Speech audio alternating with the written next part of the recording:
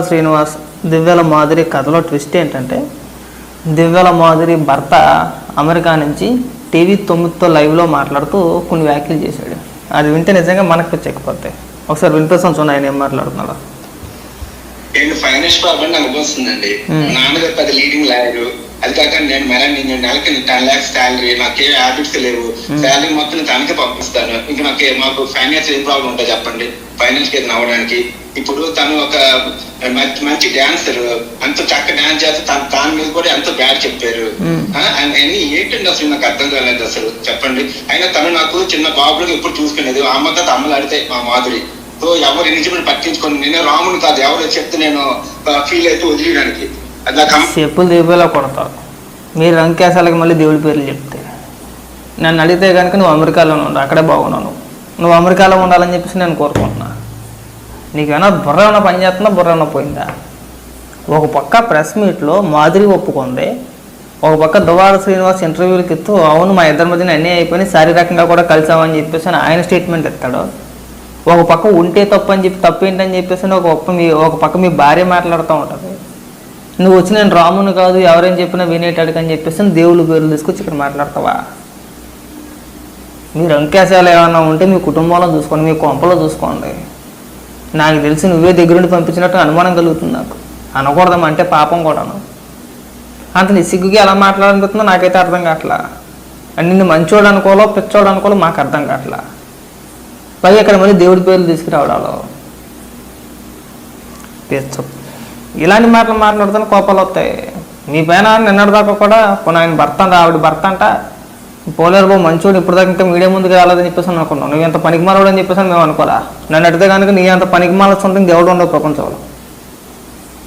నిజంగా చెప్తున్నా, నీ అంత పనికిమాలను సొంత ఈ ప్రపంచంలో ఎవడు ఉండడం. ఓపెన్ స్టేట్మెంట్ ఎత్తున్నారు వాళ్ళు. మీడియా ముందుకు వచ్చి ప్రెస్ మీట్లు పెట్టి ఓపెన్ స్టేట్మెంట్లు ఓపెన్గా చెప్తున్నారు. మరి కళ్ళు ఎట్టుకొని చూస్తున్నావా, లేదంటే కంట్లో ఏమైనా దువ్వాడదానో పట్టుకున్నావు మాకు అర్థం కావట్లా. అంత బహిరంగంగా చెప్తున్నా సరే మీ భార్య పైన మీకు నమ్మకం ఉండొచ్చు, మేము కాదనట్లా. మధ్యలో దేవుడి పేరు ఎందుకంటున్నా, దేవుడి పేర్లు ఎందుకంటున్నా? మధ్యలోని దేవుడి పేర్లు తీసుకురామని చెప్పింది ఎవడో మీకు అంటున్నా. బుర్ర పని చేయట్లేదు ఏంటి అంటే మీ కుటుంబంలో ఉన్న రంకే వారాలకు మళ్ళీ దేవుడి పేర్లు చెప్పాలా? బాబు నువ్వు అమెరికాలో నుండి ఇక్కడికి రామకి, ఇక్కడికి వస్తే మేము ఆ ఘోరాల చూడలేం. అవసరమైతే దువ్వాడ శ్రీనివాస్ని మాధురి గారిని ఒక ఇంట్లో పెట్టేసి నువ్వు ఎక్కడొక్కడ అద్దెకి తీసుకుని అద్దె గొప్పలోనే ఉంటావు నువ్వు అని మాటలు చూస్తున్నా మాకు అదే అర్థమైంది. మనిషి మంచోడివే, మీ భార్య పని నీకు ఆ నమ్మకం ఉండొచ్చు, తప్పులేదు, మేము కాదనట్లా. మధ్యలో దేవుడి పేర్లు తీసుకురా మాకు అంటున్నావు. నువ్వు రాముడు సీత ఇలాంటి పేర్లు తీసుకొస్తే చెప్పులు తెగుపిల్లా కొడతారు ఎక్కడున్నా కానీ. ఇంకే పేర్లు దొరకలేదు నీకు పోల్చుకోవడానికి. నువ్వు అంతకన్నా గొప్పవాడని చెప్పి చెప్పేసుకుంటాను అనమాట. రాముడు కన్నా గొప్పవాడని చెప్తున్నాడు ఇక్కడ. సిగ్గిపడా. ఓ పక్క మీ నాన్నగారేమో పేరు మోసిన లాయర్ అంటావో, నువ్వేమో అమెరికాలో నెలకు 15 లక్షల రూపాయలు సంపాదించండి. ఏం సుఖం? 15 కాదు 10 లక్షలు సంపాదించిన ఏం సుఖం? నీ బతుక్కి ఏమైనా సుఖం ఉందా? ఇంత నిసిగ్గుకి ఎలా మాట్లాడాలనిపిస్తుందో నాకైతే అర్థం కావట్లా. వదిలేమని ఏం చెప్పట్లా, ఎవరు నువ్వు వదిలేని చెప్పట్లా. నువ్వు మద్దతు ఇవ్వడంలో తప్పని చెప్పేసి మేము అనట్లా. దేవుడి పేర్లు తీసుకురా మాకు అంటున్నావు. చూడు ఒకసారి ఏం జరిగింది ఏంటి, ఆవిడ పెట్టిన ప్రెస్ మీట్ ఏంటి, తర్వాత దువ్వాడ శ్రీనివాస్ మాట్లాడిన మాటలేంటి. వాళ్ళిద్దరూ ఓపెన్గా ఒప్పుకున్నా సరే నువ్వు వచ్చి నేను నమ్మనంటే నిన్నెవరు నమ్మన్నాడు? నిన్నెవరు నమ్మని చెప్పేసి అనలేదు కదా. మీ భార్య మీ ఇష్టం, నీకు తెలిసే జరిగిందని చెప్పేసి మాకు ఇవాళ అర్థమైంది. నీకు ఇప్పుడు దాకా మాకు ఏమర్థమైందంటే నీకు తెలియకుండా జరిగింది ఇవన్నీ కూడా. నీకు తెలియదేమో అని చెప్పేసి మేము అనుకున్నాం. మాకేం తెలుసు నీకు తెలిసే జరిగిందని చెప్పేసి అని. తన రాజకీయ భవిష్యత్తు కోసం నువ్వే పంపించావని చెప్పేసి మాకేం తెలుసు, మాకు తెలియదు కదా. అయినా కందకలేని తర్వాత కత్తిపేటకి ఎందుకని చెప్పేసి అని మీ గురించి మాట్లాడుకోవడం టైం పక్క. నిజంగా చెప్తున్నా, మీ గురించి మాట్లాడుకోవడం టైం పక్క. ఇంకెప్పుడు కూడా మీడియా ముందుకు వచ్చి పిచ్చ మాటలు మాట్లాడమాక. నాకు నువ్వు తెలియదు నువ్వు మాట్లాడినట్టు. మా సాయన్న ఒక వీడియో చేసాడు, మా జర్నలిస్ట్ సాయన్న చేసేసి మీకు ఫేవర్గా బ్రహ్మాండంగా మాట్లాడాడు. నేను తప్పనట్లా. అయితే ఎవరైనా సరే ఈ హిందూ ధర్మం గురించి కానీ రాముడి గురించి కానీ వీళ్ళపైన ఎవరైనా వ్యాఖ్యలు చేస్తే పెద్ద పోరాటం చేస్తాడు వాళ్ళపైన. మీరు మనుషులా దున్నపోతులు అని చెప్పేసి అయితే మీ విషయంలో మాత్రం చాలా సాఫ్ట్గా చాలా కూల్గా రియాక్ట్ అయ్యాడు అనమాట. ఆ రాముడి గురించి చేసిన వ్యాఖ్యలు అది ఒక్కటి పక్కన పెడితే ఆయన చాలా చక్కగా స్పందించాడని చెప్పేసి మాట్లాడతారు. నీకేమైనా తలాతోకైనా పని చేస్తుందో మా సాయాన్ని కూడా నాకు అర్థం కావట్లేదు. నువ్వేం మద్దతు ఇవ్వద్దండి, ఖండించండి, కనీసం దేవుడి పేర్లు తీసుకురావద్దని చెప్పండి ఇలాంటి విషయాల్లోకి. అంటే నువ్వు అమెరికాలో ఉండి నెలకు 15 లక్షల రూపాయలు సంపాదించేస్తే నువ్వు రాముడి కన్నా గొప్పడు అని చెప్పుకోవాలా? నీకు పెద్ద విశాలవంతమైన హృదయమా? తలాతోకలని మాటలు ఎందుకు మాట్లాడుతున్నావు అసలు? ఆంధ్రప్రదేశ్ మొత్తం కోడేకొస్తుందా? ఆ కూడింగ్ కాదే, స్వయంగా మీ భార్య ఒప్పుకుంది, దుబారి శ్రీనివాస్ ఒప్పుకున్నాడు, వాళ్ళిద్దరే ఒప్పుకున్నారు. మేము తిరిగేము, చేసేము, చెందాము అని చెప్పేసి డైరెక్ట్గా ఓపెన్ స్టేట్మెంట్ వాళ్ళు మీడియా ముఖంగా వాళ్ళు ఇంకెవడో చెప్పేదే ఉంది. ఎవరు చెప్తారు నీకు? ఎవడు చెప్పాల్సిన అవసరమే లేదు కదా, వాళ్ళే డైరెక్ట్గా చెప్పేస్తున్నారు కదా, నిస్సిగ్గుగా చెప్పేస్తున్నారు కదా.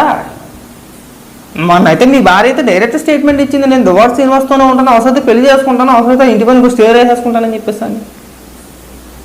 అరే నాకు తెలిసి నువ్వు శాతగానోడివి. ఇది ఫైనల్. ఇది నిన్ను శాతగానోడిగా పరిగణించి ఆ పెచ్చోడు అలాగే వాగుతాయని చెప్పేసి నువ్వు వదిలేయాలంతే. నీ మాటలు వింటా ఉంటే నువ్వు శాతగానోడు అని చెప్పేసి నేను చెప్తున్నా. లేదంటే అత్యంత మంచోడుగానే ఉండాలా. ఒకవేళ నువ్వు అత్యంత మంచోడివి, అందరికన్నా మంచోడు అయితే కనుక దేవుడి పేర్లు తీసుకురావు. నువ్వు దేవుడి పేర్లు తీసుకొచ్చి వంకలు పెట్టి మాట్లాడుతున్నావు అంటే నిజంగా నువ్వు శాతగానోడివే. సిగ్గుపడే ఇంక దేవుడి పేర్లు గట్రా దేవుడి పేర్లు తీసుకొచ్చి నేను గొప్పవాడిని, నేను నమ్మను, నేను ఎవడో నమ్మను, అట్లా మీ ఆవిని తీసుకెళ్ళి కలిసి గుళ్ళో ఎక్కడైనా ఏదన్నా దేవుడి మన ఎక్కడైనా కూర్చోబెట్టి పూజ చేసుకో, మాకు అభ్యంతరం లేదు. మీ భార్య మీ ఇష్టం, నువ్వు ఇంట్లో ఎన్నన్నా పడు, నీ పెంటంతా మాకెందుకు వచ్చింది? కాకపోతే అటుపక్క ఉన్న వ్యక్తి ఎమ్మెల్సీ కాబట్టి, ప్రజాప్రతినిధి కాబట్టి, పెద్దల సభ సభ్యుడి కాబట్టి ఈ చర్చ అంతా జరిగేది. లేదంటే ఊళ్ళో కొవ్వెక్కి ఎవడు జరగట్లా, చేయట్లే ఇక్కడ. కాబట్టి నన్ను అడిగితే నువ్వు అమెరికాలో ఉండు, దయచేసి ఇండియా రా, మాకు అక్కడే సంతోషంగా ఉండు.